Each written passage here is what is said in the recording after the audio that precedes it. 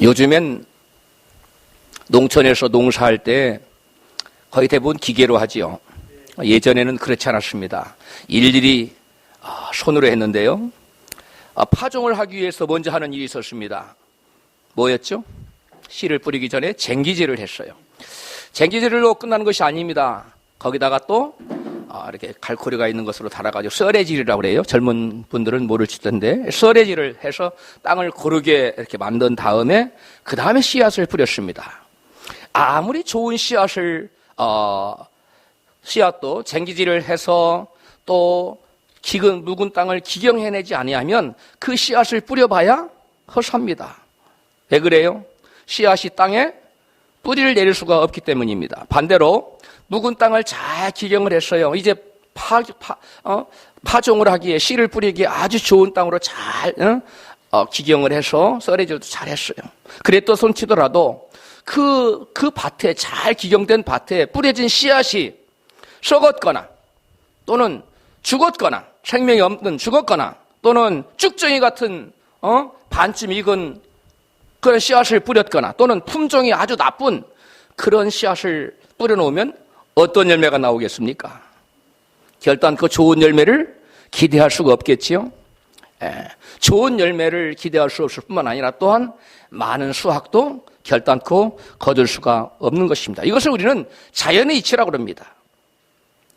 씨를 뿌리고 그 다음에 가꾸어서 열매를 맺는 것, 이건 자연의 이치 아닙니까? 이 모든 사람들의 관심사가 있습니다. 내가 어떻게 하면 잘 될 수 있을까?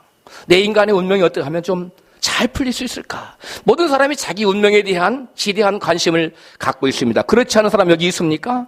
한 분도 없죠. 내 인생이 좀 잘 됐으면 좋겠다. 내가 소원하는 바가 좀 잘 되고 내 뜻이 좀 이루어졌으면 좋겠고 내가 좀 많은 사람들 영향력을 미치며 좀 선을 베풀고 참 훌륭한 인생, 위대한 인생이 되었으면 좋겠다. 그러한 자기 나름대로의 인생 나름대로의 포부가 있고 소원이 있고 거기에 대한 자기 운명에 대한 지대한 관심을 누구나 다 가지고 있습니다.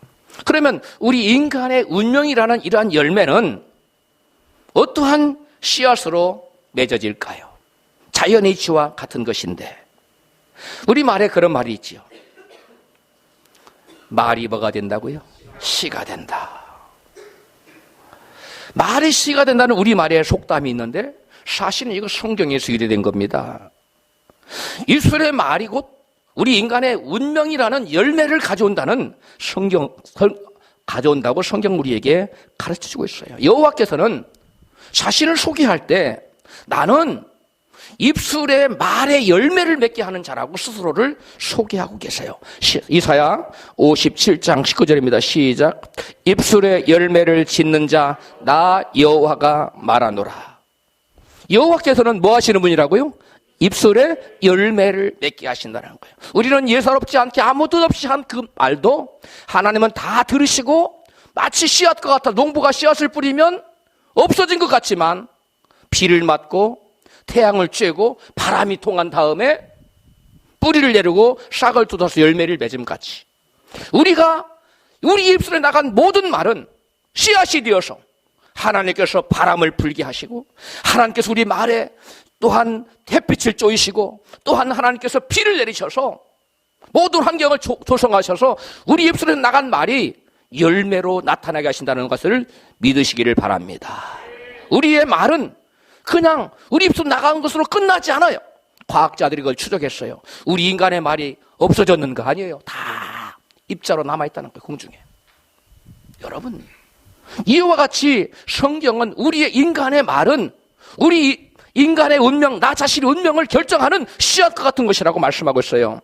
잠언 기자는 입술의 말이 사랑의 운명을 좌우한다고 잠언 18장 20절에 이하 이와 같이 말씀합니다. 시작. 사람은 입에서 나오는 열매로 하여 배가 부르게 되나니 곧 그 입술에서 나는 것으로 하여 만족하게 되느니라. 죽고 사는 것이 혀의 권세에 달렸느니 혀를 쓰기 좋아하는 자는 그 열매를 먹으리라. 아멘. 잠언 13장 2절은 이와 같이 말씀합니다. 시작. 사람은 입의 열매로 인하여 복록을 누리거니와 마음이 괴사한 자는 강포를 당하느니라. 아멘. 사람이 복을 누리는 것이 무엇이라고요? 입술의 열매로 복을 누린다는 거예요. 오늘 본문의 말씀은 입술로 한 말은 반드시 열매를 거둔다는 사실을 우리에게 명확하게 실증적으로 보여주고 있는 말씀입니다. 본문 같이 읽습니다. 열왕기하 4장 20절 시작. 곧 어미에게로 데려갔더니 낮까지 어미의 무릎에 앉았다가 아들이 죽은지라. 그 남편을 불러 이르되 청컨대 한 사환과 한 나귀를 내게로 보내소서. 내가 하나님의 사람에게 달려갔다가 돌아오리이다. 그 남편이 가로되 초하루도 아니요 안식일도 아니오늘 그대가 오늘날 어찌하여 저에게 나가고자 하느뇨. 여인이 가로되 평안이니이다.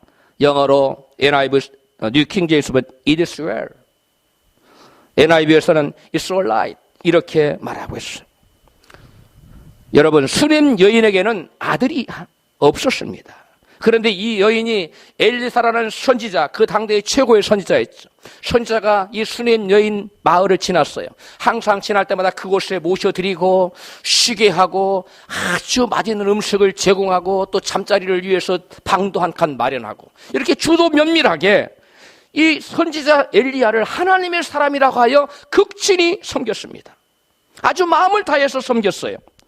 그러자 이 선지자 엘리사 마음이 감동이 되었어요. 내가 이렇게 하나님의 사람이라고 하여 대접을 받는데 그냥 둬서 되겠는가? 복을 빌어줘야 되겠는데 이 집에 무엇이 부족한가? 물어봤어요. 부족함이 없다는 겁니다. 가만히 봤더니 게하시가 말합니다. 이 집에는 자녀가 없습니다. 그래? 그러면 불러오거라. 수넴 여인에게 말했습니다. 내년 이맘때에는 그대가 아들을 품에 안으리라. 할렐루야. 이렇게 축복을 해줬어요. 간절히 머리에 손 얹고 아들을 주려고 하나님께 축복하고 아들이 있을 거라고 선언하고 축복의 말을 빌어줬더니 과연 1년이 지난 다음에 그맘때에 아들을 떡두꺼비인가? 네, 떡두꺼비 같은 아들을 딱 낳아가지고 가슴에 딱 앉는 그런 역사가 나타났습니다. 할렐루야. 그런데 이 아이가 나아가지고 무럭무럭 자랐습니다. 그리고 아장아장 걷고 아빠 일 가는데 같이 가서 일도 막 하고 일은 한 게 아니라 말도 시키고 그랬는데 갑자기 일하다 말고 얼굴 머리야 내 머리야 그러더니 그러니까 아빠가 안 되겠어. 나는 일해야 되니까 종을 시켜 사환을 시켜 집으로 엄마를 데려가라. 엄마에게 데려갔어요. 엄마가 그 아들을 품고 있었는데 한 달이 지나니까 그 아이가 그만 죽고 말았습니다. 오늘 본문에 나온 얘기예요. 그러자 이 수넴 여인이 어떻게 했습니까? 그 아이를 엘리사 선지자가 머무르던 방에 딱 뉘어놓고 종을 사환을 보내서 가서 내 남편에게 가서 말 한 필과 그 말을 사환을 보내라고 하라. 내가 선지자에게 다녀와야 되겠다. 그러니까 그 남편이 물었습니다. 오늘은 초하루도 아니고 초하루가 뭐예요? 이스라엘 백성은 매달 첫날 월삭 예배라고 드렸어요. 월삭 제사. 초하루도 아니고 안식일, 주일도 아닌데 어찌하여 그대가 하나님의 선지자가 있는 곳을 하나님의 사람에게 가고자 하느냐? 이렇게 물었어요. 이렇게 물었을 때 이 여인의 대답이 아주 진기한 겁니다. 뭐라고 대답했다고요? 평안이니이다. 내가 지금 무슨 문제가 있어서 가는 것이 아니라 평안한 일로 다녀오겠습니다. It is well. It's all right. 아무런 문제가 없어요. 평안한 일로 지금 내가 선지자에게 다녀오려고 하니까 말 한 필과 사환을 보내주세요. 여러분, 한번 생각해 보십시오. 아들이 없다가 기다리던 아들이 선지자의 축복으로 낳았는데 얼마나 이뻤겠어요. 얼마나 사랑스러웠겠습니까? 무럭무럭 자랐고 눈에 넣어도 아프지 않을 기적적으로 낳은 이 아들 하나가 갑자기 머리가 아프다고 죽어버렸어요. 보통 여인 같았으면 어떻게 했을까요? 당장 지금 남편에게 기별을 보내서 당장 돌아와라. 우리 외아들이 죽었다. 같이 두 다리를 뻗고 통곡하고 하나는 원망하고 그렇지 않았겠어요? 여기 계신 분들은 그렇지 않았겠지만 딴 동네 사람들은 아마 대부분 그랬을 거예요. 반응이 없어요. 그렇지 않았겠어요? 그런데 이 남편이 어찌하여 선지자에게 다녀오려고 하느냐 묻자 뭘로 다녀온다고요? 평안이니이다. 평안한 일로 다녀오라고 합니다. 이렇게 대답을 합니다. 어찌 여러분 이러한 대답을 할 수 있었겠습니까? 이 여인은 따라합시다. 믿음의 여인이었습니다. 어떤 여인이라고요? 믿음의 여인이었어요. 제가 믿기로 이 여인은 그 당시에 이미 존재했던 이 잠언 18장 22절 말씀을 선지자에게서 배워서 알고 철저히 믿고 있었던 것 같아요. 잠언 18장 21절 시작. 죽고 사는 것이 혀의 권세에 달렸나니 혀를 쓰기 좋아하는 그 열매를 먹으리라. 아멘. 사람의 죽고 사는 것이 어디에 달렸기 때문에, 혀의 권세에 달려있기 때문에 아들이 죽었다고 말하면 됩니까 안 됩니까? 아들이 죽었다고 말하면 안 되는. 그러니까 지금 무슨 문제가 있느냐 물어도, 평안하냐 물어도 아들이 죽었다고 말하지 않아요. 큰일 났다고 말하지 않아요. 아이고 죽겠네 말하지 않아요. 왜 그래요? 사람이 죽고 사는 것이 뭐의 권세에 달렸기 때문에, 혀의 권세에 달렸기 때문에. 우리 입술의 말대로, 우리 입술의 말은 땅에 뿌려진 씨앗같이 열매를 맺기 때문에. 이 여인은 아마 엘리사 선지자가 아마 교육을 잘 시켰던 것 같아요. 어떠한 상황 가운데서도 결단코 부정적인 말을 하지 말아라. 어떠한 벼락 같은, 벼락이 치는 문제가 닥치러 기둥뿌리가 뽑혀도 죽겠네, 못 살겠네, 큰일 났네, 이런 말은 하지 말아라. 이런 교육을 철저히 받았던 것 같아요. 여러분도 그런 교육 받았습니까? 네. 여러분, 어떠한 상황 가운데 우리는 이와 같이 부정적, 이 여인처럼 지금 아이가 죽어나간 마당에 지금 뭐라고 대답했다고요? 평안합니다. 평안합니다. 왜 그래요? 그녀는 지금 자기 심령이 평안하고 가정이 평안하고 자녀가 다시금 살아나서 평안한 역사가 있기를 마음에 간절히 소원하고 있는 것입니다. 할렐루야. 그렇게 되어지기를 마음에 확신하고 있는 것입니다. 할렐루야. 이것이 믿음이에요. 현실은 어떠하든지 지금 당장 아이가 죽었어요. 우리 인간의 눈으로 더 이상 소망이 없어요. 절망적인 상황이에요. 모든 소망이 사라졌어요. 그럼에도 불구하고 이 여인은 현실을 말하지 않습니다. 상황에 따라 말하지 않습니다. 자기의 마음의 간절한 소망을 입으로 표출하고 있는 줄로 믿습니다. 자기는 반드시 하나님께서 너의 말을 반드시 너의 혀의 권세에 달렸기 때문에 하나님께서 내가 평안하다고 말하면 이 아이를 살려줄 것이라고 분명히 믿고 있는 것입니다. 할렐루야. 그래서 이 여인은 평안이라고 마음에 소원했고, 평안을 소원했고, 평안이라고 말했고, 또 평안하게 그 아들이 살아날 것을 마음에 믿고 입술로 시인했던 것입니다. 할렐루야. 여러분, 우리의 믿음의 조상 아브라함도 독자 이삭을 바치라고 시험을 받을 때 그는 믿음으로 말합니다. 창세기 22장 5절이에요. 시작. 이 아브라함이 사환에게 이르되 너희는 나귀와 함께 여기서 기다리라. 내가 아이와 함께 저기 가서 경배하고 우리가 너희에게로 돌아오리라. 여기 보니까 우리말의 성경에는 우리가 빠져 있어요. 근데 원어에는 들어있어요. We will come back to you. 우리가 돌아오겠다. 아브라함 혼자 돌아오겠다는 것이 아니에요. 지금 이게 말이 됩니까? 아브라함이 지금 독자 이삭을 데리고 뭐하러 가는 거 있어요? 가서 죽여서, 모리아산에 가서 죽여서 번제로 하나님께 드리고 나면 이삭은 없잖아요. 이제 누가 돌아와야 돼요? 아브라함 혼자 돌아와야 돼요. 그런데 아브라함은 지금 누가 돌아오겠다는 거예요?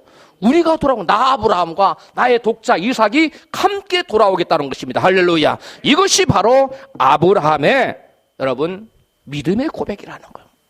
이것이 아브라함의 믿음의 고백이었으면 우리는 어떻게 할 수 있습니까? 히브리서 기자의 해석을 통해서 알 수 있어요. 히브리서 11장 17절부터입니다. 같이 읽습니다. 시작. 아브라함은 시험을 받을 때 믿음으로 이삭을 드렸으니 저는 약속을 받은 자로되 그 독생자를 드렸느니라. 저에게 이미 말씀하시기를 내 자손이라 칭할 자는 이삭으로 말미암으리라 하셨으니 아멘. 하나님께서 아브라함에게 너의 자손들은 밤하늘의 무별처럼 많아지리라 그랬어요. 근데 밤하늘의 무별처럼 해변의 모래알처럼 너의 자손이 많아질 것인데 그 모든 자손들은 누구로 말미암을 것이다? 이삭으로 말미암을 것이다. 내 자손이라 칭할 자는 누구로? 이삭으로 말미암으리라 하셨으니. 그리고 약속을 받았다는 거예요. 밤하늘의 무별 같은 자손이 생길 것인데 그것은 다 누구로부터 나올 것이다? 이삭을. 그럼 이삭이 죽어버리면 돼야 안 돼요? 안 되죠. 그러면 하나님께서 이삭을 드리려고 하면, 아브라함이 그 말씀을 솔직히 드렸다면 하나님 그 말씀을 이루시기 위해서는 죽은 자 이삭을 뭐 해내야 돼요? 다시금 살려내야 돼. 그걸 믿었다는 겁니다. 할렐루야. 그러므로 우리는 걱정할 거 없어요. 내 인생의 이생으로 맞지 않고 내 생각과 뜻과 맛과 경험과 맞지 않아도 하나님께서 내게 말씀하신 게 순종하면 그 모든 나머지는 누가 책임지신다고요? 우리 하나님이 책임지시고 다 죽을 자를 살리시고, 할렐루야, 없는 것을 있게 하시며 하나님께서 우리의 소망을 이루어 나가시는 줄로 믿습니다. 19절 시작. 저가 하나님의 능히 죽은 자 가운데서 다시 살리실 줄로 생각한지라. 이게 믿은지라예요. 다시 죽은 자 가운데서 뭐 할 줄로? 다시 살리실 줄로 생각한지라. 비유컨대 죽은 자 가운데서 도로 받은 것이니라. 아멘. 그래서 아브라함은 자기의 믿음대로 자기 입술의 고백을 뭐라고 고백했다고요? 우리가 함께 돌아올 것이다. 할렐루야. 이렇게 고백을 했고, 그 고백의 말처럼 아들은 죽지 않고 죽을 뻔하다가 뭐였어요? 칼로 내리치려고 하니까 하나님께서 하늘에서 아브라함아! 왜요? 손을 멈추거라. 죽으면 안 돼. 하나님은 단지 아브라함을 시험하기만을 원했던 거예요. 할렐루야. 여러분, 하나님께서 그래서 결국 아브라함의 고백대로 내가 가서 하나님께 제사하고 다시 우리가 돌아오리라 하는 그 말씀의 입술의 말이 열매로 나타났습니까? 나타났지요. 이게 여러분 성경이 우리에게 증거하는 거예요. 사람은 누구나 그 마음에 가득한 생각, 즉 믿음을 입술의 말로 표출하게 있어요. 마음에 가득한 것을. 고린도후서 4장 13절입니다. 시작. 우리가 같은 믿음의 마음을 가졌으니 우리도 믿는 고로 또한 말하노라. 아멘. 우리 마음속에 가득한 것, 믿음의 마음이 충만해요. 그러면 우리가 그 믿는 것을 입술로 뭐 한다고? 말한다는 거예요. 그러므로 바울이 말하는 것은 우리가 믿음의 마음을 가진 자는 반드시 자기의 믿는 바대로 입술로 뭐 하게 돼 있다는 거예요? 말하게 돼 있다는 겁니다. 예수께서는 그와 비슷한 말씀을 하셨어요. 마태복음 12장 34절입니다. 시작. 너희는 악하니 어떻게 선한 말을 할 수 있느냐? 이는 마음에 가득한 것을 입으로 말함이라. 아멘. 여러분, 마음에 가득한 것이 무엇입니까? 바로 그 사람 마음속에 있는 마음속에 가득한 믿음을 말하는 거예요. 여러분 마음속에 가득한 것, 끊임없이 계속 여러분 마음속에 머무르고 있는 생각, 그것이 여러분 믿음인 것을 깨달으시기 바랍니다. 예. 여러분, 그것 여러분 마음속에 끊임없이 머무르고 있는 생각이 믿음이기 때문에 그걸 입술로 시인하세요. 현실적으로는 이루어질 것 같지 않고 불가능해 보이고 사람들이 미친 사람이라고 할지라도 여러분 마음속에 끊임없이 머무르는 생각, 그거 하나님 주신 생각, 그건 믿음에 가득한 것이기 때문에 그 가득한 것을 입술로 말하면 입술에 말이 떨어져야 그 입술에 말의 씨앗이 뭘 맺어요? 열매를 맺어서 그 여러분 마음속에 꿈이 현실화되는 것을 믿으시기 바랍니다. 여러분, 그래서 우리는 예수님이 우리 마음을 잘 관리하라고 했어요. 물을 지킬 만한 거다. 뭘 지켜라? 내 마음을 지켜라. 마음에 여러분 부정적인 생각 많이 준다고 받아들이면 안 돼요. 못 들어오게 지켜야 돼요. 왜? 우리 마음에 가득한 것이 우리의 믿음이에요. 그 믿음대로 열매가 나타나고 그 믿음대로 역사가 나타나기 때문에 우리는 우리의 마음을 지켜서 우리의 마음속에 부정적인 생각, 불신의 생각, 저주스러운 생각, 사망의 생각, 미움의 생각, 원망의 생각, 불평의 생각이 우리 마음속에 들어오지 않도록 우리는 우리 마음을 지켜야 될 줄 믿습니다. 우리 옆에 계신 분에게 마음을 지킵시다. 뭘 지키자고요? 마음을 지키지 못하면 뭐가 달아난다고요? 생명. 그렇게 중요해요. 따라서 마음속에 믿음이 있으면 무슨 말을 할까요? 믿음의 말을 합니다. 감사가 있으면 감사의 말을 하지요. 소망이 있는 사람은 소망의 말을 하게 됩니다. 반면에 마음속에 불신이 있으면 무슨 말을 할까요? 불신의 말을 합니다. 원망이 가득한 사람은 무슨 말을 할까요? 원망, 불평을 쏟아놓습니다. 절망이 있는 사람은 뭘 말할까요? 낙심과 절망을 말하게 되어 있습니다. 이처럼 사람의 마음속에 가득한 믿음이 밖으로 표출된 것이 바로 입술의 말이에요. 그것은 곧 믿음의 표현인 것입니다. 그런데 예수께서 내 멋대로 되라고 말씀하셨어요. 내 믿음대로 될지어다. 우리 좌우에 계신 분에게 내 믿음대로 될지어다. 내 믿음대로 되라. 내 믿음대로 될지어다. 이것이 주님의 선언이에요. 예수님 말씀은 그대로 이루어집니다. 그러므로 우리 인간의 운명은 우리의 믿음대로 되는 것이고 우리 입술의 말은 우리의 믿음의 표현이기 때문에 여러분 말한 대로 우리 입술의 말대로 우리 인간의 운명이 결정되어진다는 사실을 믿으시기 바랍니다. 내가 말한 오늘 말은 내일 나를 결정해요. 오늘의 현재의 나는 어제 그제 내가 한 말의 결정체입니다. 그러므로 여러분 생각나는 대로 함부로 말하지만 안 돼요. 잘 생각하고 이것이 믿음의 말인가? 과연 하나님이 기뻐하시는 말인가? 이것이 마귀가 춤출 말인가를 잘 생각한 다음에 오직 하나님께서만이 기뻐할 말을 우리 입으로 표현해야 될 줄로 믿습니다. 이제 다시 본문 열왕기하 4장 26절 말씀을 보도록 하겠습니다. 시작. 너는 달려가서 저를 맞아 이르기를 너는 평안하냐? 내 남편이 평안하냐? 아이가 평안하냐 하라 하였더니 여인이 대답하되 평안하다 하고 아멘. 갈멜산에 다다르자 선지자가 엘리사 선지자가 이 수냄 여인이 오는 것을 보고 게하시에게 가서 수냄 여인이 오고 있는데 가서 물어봐라 평안하냐고. 물어보라고 대답했어요. 그래 물어봅니다. 가서.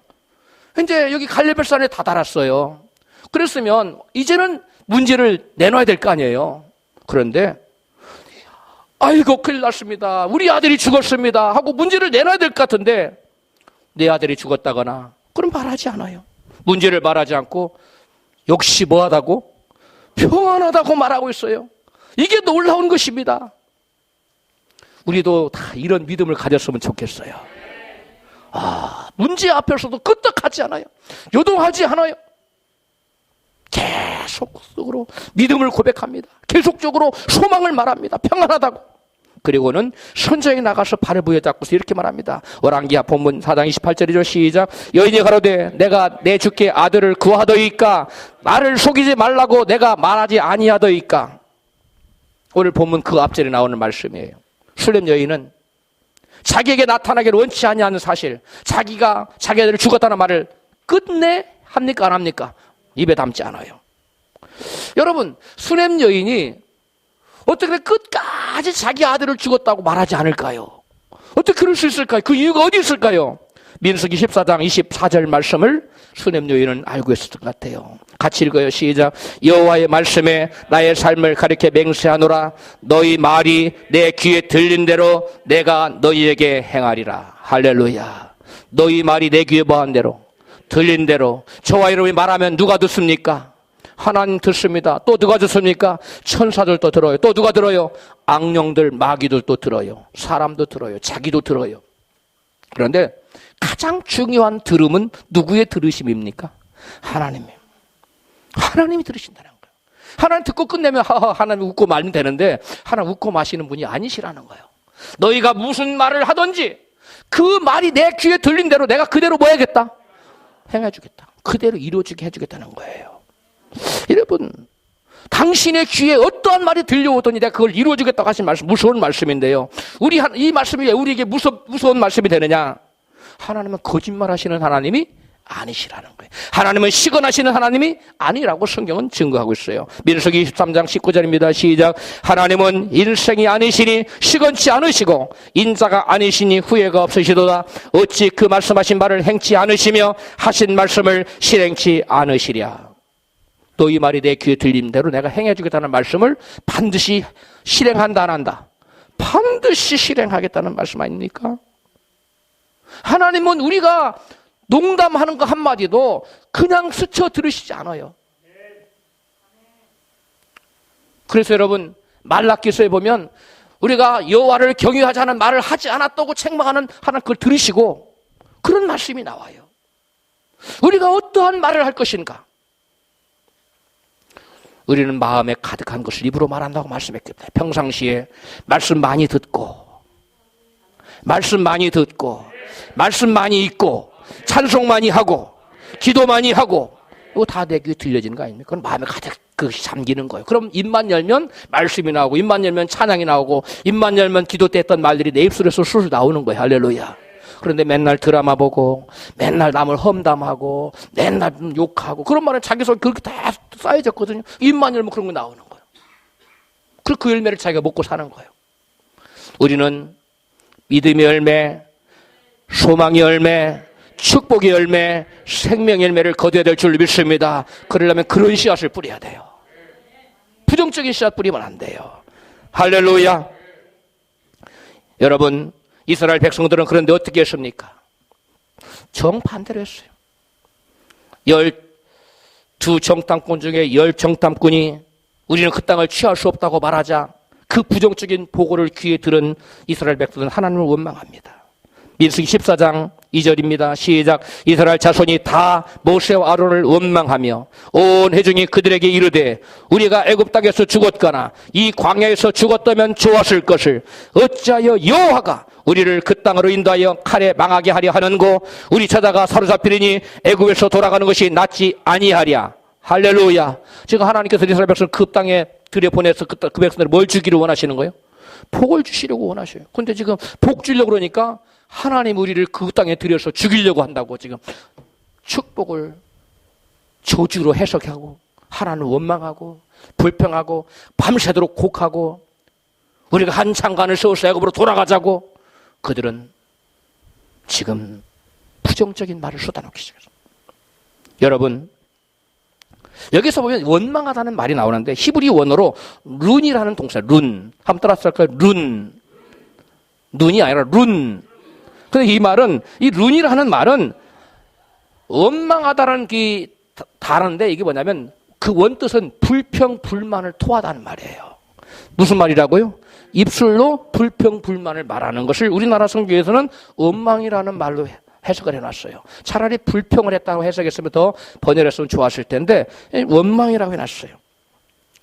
여러분 불평불만을 이와같이 쏟아내는 이스라엘 백성들의 결국은 어떻게 되었습니까? 민수기 14장 27절 이하에 그것을 말씀하고 있어요. 같이 읽어요. 시작. 이 악한 백성이 언제까지 나에게 불평을 할 것인가? 나는 이들이 원망하는 소리를 다 들었다. 여호와의 말씀에 나의 삶을 가리켜 맹세하노라. 너의 말이 내 귀에 들린 대로 내가 너희에게 행하리니 너희는 이 광야에서 쓰러져 죽을 것이다. 너희가 나에게 불평하였으므로 여분네 아들 갈렙과 눈의 아들 여호수아를 제외하고 나를 원망한 20세 이상의 사람들은 내가 약속한 땅에 하나도 들어가지 못할 것이다. 현대인의 성경으로 읽어드렸어요. 여러분 이스라엘 백성들의 원망 불평은 무엇의 표현입니까? 하나님의 약속의 말씀에 대한 불신의 표현이에요. 하나님 그 땅을 주시겠다는데 그 백성들은 그 약속을 믿을 수 있다 없다? 우리는 믿을 수 없어요. 하나님 저렇게 큰 성이 있는데 저렇게 큰 족속들이 살고 있는데 저들은 철병거를 가졌는데 우리가 어떻게 차지해요? 우리는 하나님 말씀 못 믿어도 하나님 말씀을 믿지 못하니까 그것이 뭘로 튀어나왔어요? 원망, 불평, 불만으로 튀어나온 거예요. 입술의 말은 마음에 가득한 믿음의 뭐예요? 표현이에요. 근데 저는 불평은 곧 불신앙을 계속 쏟아내는 것입니다. 여러분 그들은 그들의 입술의 말대로 우리가 차라리 이 광야에서 죽었으면 좋았을 것을 애굽 땅에서 차라리 죽었으면 좋았을 것을 이렇게 죽었으면 좋았을 것이라고 저들이 시인하자 너희 말이 내 귀에 뭐한 대로 들린 대로 내가 다 시행하겠다. 그 말씀대로 그 백성들은 여분네 아들 갈렙과 여호수아 둘 빼놓고는 뭐 했어요? 하나도 들어가지 못하고 하나님의 약속을 내 것으로 취했습니까? 취하지 못하고 다 놓칠 뿐만 아니라 저들은 한 사람도 빠짐없이 여호수아 갈렙 빼놓고는 20세 이상 된 사람들은 다 하나님이 다 광야에서 죽게 만들었어. 할렐루야. 그 약속을 믿었던 20세 이상 차세대 세컨 제너레이션 그 사람들의 여호수아 갈렙을 쫓아서 가나안 땅에 들어간 겁니다. 여러분 그들의 옛사람은 다 죽었어요. 우리도 그러므로 가나안 땅에 들어가려면 우리 옛사람 빨리 죽여야 됩니다. 저와 여러분 안에 있는 옛사람을 죽여야 됩니다. 불평, 불만을 말하고 하나님 말씀을 믿지 못하고 육적인 것을 좋아하고 세상을 하나님과 더 사랑하는 이 나의 옛사람을 다 죽여야만 우리 안에 있는 새 사람이 가나안 땅으로 천국으로 들어가게 될 줄로 믿습니다. 우리 옆에 계신 분에게 축복해요. 우리 옛사람 다 죽입시다. 할렐루야. 여러분 오늘 본문의 주인공 수넴 여인과 이스라엘 백성들을 한번 비교해 봅시다. 누가 더 원망할 만한 원망거리가 있었는지. 오늘 본문의 수넴 여인, 주인공 수넴 여인은 그 아들이 이미 죽어서 어디에 있었어요? 엘리사 방 안에 뭐가 되어 누워 있었어요? 시체가 되어서 누워 있잖아요. 그럼에도 불구하고 그녀는 부정적인 것이나 불신을 입에 담지 않습니다. 누구를 원망하거나 불평을 말하지 않습니다. 오히려 무엇을 말하고 있지요? 평안을 말하고 있습니다. 반면에 이스라엘 백성들은 아직 그 중에 그 누구도 가나안 땅 저기 때문에 가나안 족속 때문에 죽지 않았어요. 죽을 위험에 처하지도 않았습니다. 그럼에도 불구하고 저들은 모세에게 원망하고 불평하고 여호와가 자기들을 죽이려고 한다고 원망하는 말을 막 토해냅니다. 민수기 14장 3절 시작. 어찌하여 여호와가 우리를 그 가나안 땅으로 인도하여 칼에 망하게 하려 하는고. 하나님 그들을 지금 복 주시고 그들이 하나님께 예비한 특별한 가나안을 땅을 기업으로 주려고 하는데 그것을 하나님이 자기들을 죽이려고 한다고 원망하고 불평하는 모습을 볼 수가 있습니다. 우리가 알아야 될 것이 있습니다. 하나님께서 우리를 사랑하십니다. 믿습니까? 하나님께서 우리에게 복 주시기를 원하십니다. 그런데 하나님께서 우리를 사랑하셔서 복 주시기를 원하시는데 하나님의 복 주시는 방법이 때때로 우리가 이해하지 못하는 방법으로 주실 때가 적지 않다는 거예요.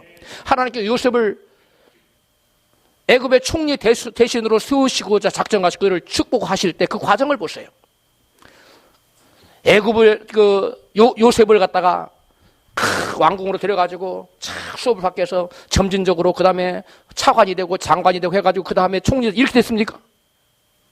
우리가 생각하는 건 그거예요. 아, 나를 하나님 총리 대신 만들어준다고 했지. 지도자가 되겠다고 했지. 그러니까 왕궁으로 들여서 탁 올라가서 차관 되고 장관 되고 대신이 된 다음에 그 다음에 총리가 될. 우리는 그렇게 되기를 원해. 이건 내 생각이고 하나님의 방법은 그렇지 않았어요. 어떻게 했습니까? 요셉이 뭘로 팔려갑니까? 형들의 미움받아서 종으로 팔려가요. 종살이 합니다. 열심히 해가지고 종들의 장이 됐어요. 이제 좀 살만해요. 그런데 또 누가 유혹합니까? 보디발의 아내가 성적으로 유혹해서 거룩하게 살려 그걸 뿌리쳤더니 유명을 뒤집어 씌워가지고 여러분 깊은 감옥으로 들어갔습니다. 얼마나 억울합니까? 그런 일을 당한 후에야 하나는 그 깊은 감옥 속에서 여러분 왕의 신하들을 만나게 하시고 그 일로 인하여 꿈을 풀어주고 그것을 계기를 삼아서 결국은 요셉이 애굽에 뭐가 되고요? 말아요? 총리가 되지 않습니까? 여러분 총리되는 과정에 요셉이 얼마나 힘든 일, 억울한 일, 답답한 일, 여러분 시련과 역경과 고난이 그를 엄습했어요. 그러나 여러분 그 과정 한 단계를 보면 그것이 시련과 역경으로만 보이지만 요셉 전체 인생의 조감도를 보세요. 그러면 여러분 그 요셉의 일생에서 그러한 것은 무슨 과정에 지나지 않아요? 하나의 축복의 디딤돌에 지나지 않는 것들이 할렐루야. 여러분과 저에게 오늘날 시련이 있고 역경이 있고 고난이 있고 환난이 있고 어려움이 있습니까? 이 모든 것들 하나님께서 우리를 축복하시고자 하는 하나의 축복의 디딤돌인 걸 믿고 감사하는 저와 여러분 되시길 주를 축복합니다. 그러한 어려운 과정 속에서 원망하고 불평하지 마세요. 성경에 보니까 요셉이 하나님을 이 어려운 가운데 하나님을 원망하고 불평했더라. 성경은 말하잖아요. 하나님 내게 이렇게 큰 꿈을 주시고 꿈을 꾸게 하신 다음에 내게 이렇게 꿈과 자 반대로 하나님 인도하시는가? 나에게는 이렇게 고난만 있는가? 하나님 원망하고 불평하였더라. 그런 말이 성경에 나오잖아요. 도리어 요셉은 얼마나 기도했던지 남의 자기가 꾼 꿈이 아니라 남의 꾼 꿈도 풀어줄 수 있는 그런 자가 되었다는 거예요. 할렐루야. 무슨 말입니까? 요셉은 성령이 충만한 그 당시에 지혜가 가장 충만한 자가 되었다는 거예요. 하나님의 지혜로 충만한 사람이 되었다는 거예요. 할렐루야. 또 요셉 보세요. 자기를 팔아넘긴 형들을 향하여 불평불만을 말합니까? 자기에게 누명을 씌운 보디발의 아내를 향하여 불평불만을 말합니까? 그들에게 보복을 했다고 성경에 나와 있습니까? 아니잖아요. 용서했다고 나와 있잖아요. 어떠한 그러한 시련과 역경 가운데서도 요셉은 불평이나 불만을 말하지 않습니다. 일체의 부정적인 말을 입에 담지 않습니다. 요셉은 좋은 말만 하고 있어요. 우리도 그와 같아져야 될 줄로 믿습니다. 또한 다윗을 보십시오. 목숨을 부지하기 위해서 쫓겨다니는 그러한 절박한 상황 가운데서도 다윗은 일체의 부정적인 말을 입에 담지 않아요. 도리어 뭐라고 말합니까? 내가 사망이 엄침한 골짜기를 다닐지라도 해를 두려워하지 않는다. 할렐루야. 이게 시편 다윗의 고백. 아까 우리가 성시할 때 하지 않았습니까? 내가 사망이 엄침한 골짜기를 다닐지라도 무엇을 두려워하지 않아요? 해를 두려워하지 않아요. 이렇게 고백하는 거예요. 그 다음 그런 쫓겨다니는 그런 궁핍한 와중에 쫓겨다니는데 뭐가 그렇게 먹을 게 풍성했겠어요? 응? 그 나발을 그 양떼를 지켜줬더니 그 하나도 오는 것도 없잖아요. 굉장히 어려웠어요. 지탱하기가. 자기뿐만 아니라 자기를 추종하는 그 사람들과 함께 아둘람 굼에서 600명과 같이 동거했는데 같이 살았는데 먹을 것이 넉넉지 않았어요. 그럼에도 불구하고 성경에 다윗은 나는 궁핍하다, 나는 가난하다, 나는 곤란하다, 힘들고 어렵다 그런 말을 늘어놨습니까? 그런 부정적인 말을 다윗은 입 밖에 내지 않았다는 거예요. 도리어 시편 23편 1절에 이건 어려울 때 다윗이 쓴 시입니다. 같이 읽어요. 시작. 여호와는 나의 목자시니 내가 부족함이 없으리로다. 이게 다윗의 고백입니다. 이것이 다윗이 왕국에서 쓴 것이 아니에요. 이것이 다윗이 왕국에서 읊조린 시가 아니에요. 고난받고 쫓겨다니고 먹을 것이 없을 때, 배고플고 굶주리고 힘들고 어려울 때 여호와는 나의 목자신 내가 뭐가 없도다? 부족함이 없다고 말하고 있어요. 할렐루야. 그는 곤란한 중에 풍성함을 노래하고 있습니다. 입술의 시인대로 그는 나중에 왕이 되었어요. 이스라엘 역사상 가장 넓은 영토를 차지하게 되었습니다. 그리고 가장 풍부한 자가 되었어요. 할렐루야. 여러분, 풍부할 때 부족함이 없다고 말하는 것은 누구나 할 수 있어요. 그러나 여러분, 가난할 때 부족함이 없다고, 곤란할 때, 궁핍할 때 부족함이 없다고 말하는 것은 오직 누구만이 할 수 있는 말입니까? 믿음의 사람만이 할 수 있는 말입니다. 할렐루야. 여러분 지금 힘들고 어렵습니까? 답답하고 문제가 있습니까? 여호와는 나의 목자시니 내게 부족함이 없다. 내게 문제가 없도다. 이렇게 시인한 여러분 되시기를 주를 축복합니다. 왜 그래요? 입술의 시인대로 되기 때문에. 우리 입술의 말은 씨앗과 같아서 그 입술의 말이 나가면 반드시 때가 되면 하나님께서 뭘 맺추게 해주시기 때문에 열매를 맺추게 해주시기 때문에 우리는 현실을 따라서 돈이 없다고 난 돈이 없어요, 난 가난해요, 난 쪼들려요, 나는 궁핍해 이렇게 말하면 안 된다는 겁니다. 돈이 없어도 여호와는 나의 목자시니 내가 부족함이 없으리로다. 할렐루야. 내가 당장 지금 죽을 병이 들면 그래도 이 병은 죽을 병이 아니다. 할렐루야.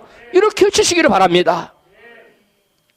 한국 사람들이 그 말의 습관, 언어 습관 중에 안 좋은 게 있지요. 말끝마다 뭘 붙여요? 죽겠다고요. 배가 부르면 좋은 거지 왜 배불러 죽겠습니까? 에? 기쁘면 기쁜 것이지 왜 기뻐 죽겠답니까? 에? 좋으면 좋은 거지 왜 또 좋아 죽겠어요? 그래서 우리 민족이 여러분 987번의 외침 받았는데 그중에 약 600여 번은 남침의 왜구들이 침범한 거예요. 수 없는 침범을 당해서 수수한 외침 받고 우리는 한민족 역사를 강간의 역사라고 그러는데 여러분 그 정도로 많은 고통이 따랐어요. 왜 그래요? 무슨 습관 때문에? 잘못된 언어 습관 때문에 그래요. 그런데 한 가지 좋은 습관이 생겼다는 거예요. 애들이 옛날에 코를 줄줄 흘렸죠. 그러면 뭐 해라? 흥해라 흥해라 하다 보니까 우리나라 민족이 흥하게 됐다는 거예요. 저 좌우지간 좋은 말을 입에 담으세요. 옛날 애들 코 풀었지. 요즘은 그런 애들 없지요. 옛날 누런 코가 막 줄줄 다 학교 다니면. 예? 옛날 우리 학교 다닐 때 저 빼놓고 다 그랬어요.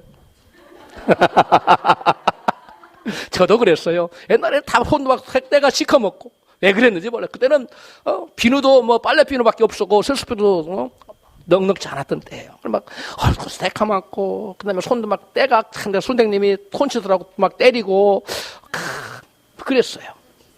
코는 줄줄 흘리고 그러니까 부모들이 흥해라 흥해라 그러니까 여러분 이 나라 민족이 흥하게 됐다는 거예요. 그러니까 죽는 역사도 나타나고 흥하는 역사도 나타나는 이 민족이 나타났던 거예요. 앞으로는 흥하는 역사만 좋은 역사만 저와 여러분의 임하기를 축복합니다. 이 민족이 임하기를 축복합니다. 할렐루야. 여러분 이스라엘 백성들의 원명과 불평은 근거 없는 것이 아니었어요. 타당한 이유가 없었던 게 아니에요. 너무나 타당한 이유가 있었어요. 여러분 한번 생각해 보세요. 햇볕이 쫙쫙 내리쬐는 광야를 사흘길을 걸었어요. 마실 물이 없어요. 한 방울도. 한여름 날에 마실 단식 한번 해보세요. 제가 3일 단식 한번 해봤거든요. 다시는 안 했어요. 제가 금식은 했어도 단식은 안 해요. 물도 안 먹는데 사람 죽겠더라고요. 하나님 앞에 약속을 해놨어요. 깰 수도 없고 시간이 안 가는데요. 미쳐버릴 것 같더라고요. 다시는 내가 단식 안 한다. 그런데 그 백성이 나만 금식하면 괜찮아. 자녀도 꼬맹이도 어른도 강제로 해야 되는 거예요. 짐승들까지도 사흘길을 걸으면서 뭐가 없다? 물이 없어요. 그러니까 하나님은 원망한 거예요. 지도자를 원망한 거예요. 우리가 볼 때는 너무나 당연한 것처럼 보이는데 하나님은 기뻐하신다 안 기뻐하신다? 기뻐하지 않는 거예요. 너무나 당연한 불평거리 원망거리가 아니라 하나님은 진노하시는 거예요. 또 그들이 걸어갔는데 먹을 게 없어요. 먹을 게 배고프면 허기지면 답답해요, 안 답답해요? 얼마나 금식할 때 금식도 다 해보셨지요? 얼마나 힘들어요. 그런데 먹을 게 없어요. 먹을 게 없다고 원망하는 당연해 보이잖아요. 그래 그들 원망했어요. 하나님 진노하셔요. 여러분 1, 2년이 아니고 40년 동안 매일 만나만 먹어야 돼. 한번 생각해 보세요. 우리 서사라 집사님 4년도 아니고 40일만 똑같이 똑같은 수제비만 맨날 먹으라고 해봐요. 안 해요? 그러면 입술에서 불평이 나오겠어요? 안 나오겠어요? 나오겠지요. 우리는 성경을 보고 그 자세한 정황을 우리가 같이 몰입해서 들어가지 못하고 이해를 못하는 거예요. 너무나 답답하고 원망하고 불평할 수밖에 없는 그러한 환경이었다 아니었다. 그런 환경이었어요. 그런데 하나님은 그것을 가지고 진노하시는 거예요. 왜 그랬을까요? 하나님께서는 그 백성들을 뭐 하기를 원하셨냐면 따라서 훈련하시고 그 다음에 연단하시고 시험하셔서 무슨 백성을 만들기 원하셨어요? 하나님 백성으로 만들기를 원하셨어요. 그들은 그런데 연단받기도 싫어하고 훈련받기도 싫어하고 그 다음에 그랬으니까 결국 무엇에 불합격한 겁니까? 테스트에 불합격하고 말았어요. 할렐루야. 여러분 우리가 오늘날 살 때 오늘날 세대로 말하면 이스라엘 백성들이 원망 불평 너무나 당연해요. 그러나 아무리 원망 불평을 할 만한 타당한 이유가 할지라도 우리가 원망하고 불평하면 그것은 우리가 망하게 되는 원인이 된다는 사실을 여러분 기억하시기 바랍니다. 아무리 타당한 원인이 있다 할지라도 우리가 뭐하는 순간 원망하는 순간 우리가 불평 불만을 말할 때 그 순간 우리에게 우리는 누구를 불러드리는 거냐면 악령들을 불러드리는 거예요. 그래서 악령들이 우리에게 찾아와서 우리가 말한 불평 불만의 말 그런 모든 것들이 우리의 삶 속에 그대로 뭐하도록 이루어지도록 임하도록 마귀가 역사한다는 거예요. 할렐루야. 이스라엘 백성들 우리가 이 광에서 죽었으면 좋았을 것을 그러니까 하나님 죽게 해버리잖아요. 하나님이 죽게 한 게 아니에요. 사실은 누가 와서 마귀가 역사하는 거예요. 하나님께서 여호와는 너희 말이 내 귀에 뭐한 대로 들린 대로 내가 뭐 하겠다? 행하리라. 그래서 하나님께서 그들을 직접적으로 저주하시겠다는 그런 것이 아니에요. 하나님은 그럼 어떻게 하시겠다는 거예요? 하나님 우리에게 베푸신 은혜를 거두시면 뭘 거두시면? 우리에게 쭉 베푸시던 은혜를 딱 거둬버리면 은혜의 손길을 딱 멈춰버리면 그 즉시로 누가 찾아갈까요? 마귀들이 찾아와요. 그래서 우리 입으로 말한 모든 그러한 저주가 임하도록 마귀가 역사하는 거예요. 여러분 민수기 21장 5절 이하에 보세요. 시작. 백성이 하나님과 모세를 향하여 원망하되 어찌하여 우리를 애굽에서 인도하여 올려서 이 광야에서 죽게 하는고 이곳에는 식물도 없고 물도 없도다. 우리 마음이 이 박한 식물을 싫어하노라 하매 여호와께서 불뱀들을 백성 중에 보내어 백성을 물게 하심으로 이스라엘 백성 중에 죽은 자가 많은지라. 아멘. 여기 보면 우리나라 성경에 보면 불뱀들을 누가 보냈어요? 여호와께서 보낸 것으로 들려요. 그래요 안 그래요? 그래 여호와께서 불뱀들 백성 중에 보내요. 누가 보냈다고요? 여호와께서. 그러나 원어의 뜻은 그게 아니에요. 여기에 보내다, 벨반들아 보내다 할 때 보내다라는 단어는 히브리어 원어로 샬라흐예요. 샬라흐. 이 샬라흐라는 단어 언제 쓰느냐? 그 뜻하는 바는 하나님께서 여러 가지 적대적 세력으로부터 그동안 보호하다가 보호의 손길을 거둔다는 의미예요. 뭐라고요? 보호의 쭉 보호에다가 적들로부터 보호를 하다가 보호의 손길을 샬라흐가 뭐라고요? 거둬버리는 거예요. 그래서 이스라엘 백성들이 여러분 광야의 건조한 땅에는 원래 뭐가 많아요? 뱀들이 우글거려요. 제가 LA에 있을 때 은혜 동산에 가서 기도를 받는 그 땅이 막 뱀이 막 더글더글해. 산에 올라가면. 독사들이 얼마나 많은지 몰라요. 캘리포니아가 사막지대잖아요. 뱀이 너무 많습니다. 이스라엘도 사막 땅에 그 뱀이 너무 많은데 그런데 이스라엘 그 전에 뱀에 물린 자가 있었어요? 없었어요? 아무도 없었어요. 그런데 그들이 뭐 하자? 원망 불평을 입술로 말하자 뱀들이 그래 막 물어 뜯어서 다 죽이는 겁니다. 독에 털려 다 죽어가잖아요. 그래서 여러분 모세가 지팡이를 세워서 거기 쳐다보면 다 살리라고 여기 사건이 나오는 거예요. 이스라엘 백성들이 뭐가 찾아와서 물어버려요? 독수아들 불뱀들이 와서 막 무는 거예요. 그리고 물린 자들 다 죽어가는 거예요. 그 사건을 말하는 거예요. 그동안 하나님께서 이스라엘 백성들을 보호하셨어요. 무엇들로부터? 불뱀들로부터. 이스라엘 백성들이 가나안을 지날 때, 광야를 지날 때 못 물도록 하나님 다 방어하셨어요. 지키셨어요. 그래서 원망 불평하자 하나님 방어의 손길, 지키시던 손길을 하나님 뭐 했어요? 그리고 걷어버렸어요. 그러니까 보호막이 사라지니까 불뱀들이 마구 탈란스를 막 물어뜯는 겁니다. 깨달아졌으면 아멘 합시다. 여러분, 하나님의 능하신 손 아래 보호받는 삶을 살 것인가, 마귀의 저주 속에 살 것인가를 결정하는 것은 내 입술에 뭐다? 말에 달린 거예요. 불평, 불만의 말을 쏟아놓을 것인가, 그래서 불뱀들이 와서 막 나를 물어뜯는 그런 고통받는 삶을 살 것인가, 아니면 오늘 본문의 주인공 누구처럼 수냄 여인처럼 무엇을 말함으로 평안하나이다 라고 말함으로 하나님의 보호 속에 평안을 누리는 삶을 살 것인가는 무엇이 달려있다? 우리 입술에 말에 달려있는 줄로 믿습니다. 범사의 원망 불평의 말을 하여 악령들을 불러들여서 마귀의 고통받는 저주스러운 삶을 살기를 원하십니까? 아니면 범사의 여호수아 칼렙처럼 다윗처럼 불평의 말 대신에 믿음의 말을 하여 기적을 체험하는 삶을 살기를 원하십니까? 전자입니까? 후자입니까? 전자는 뭐요?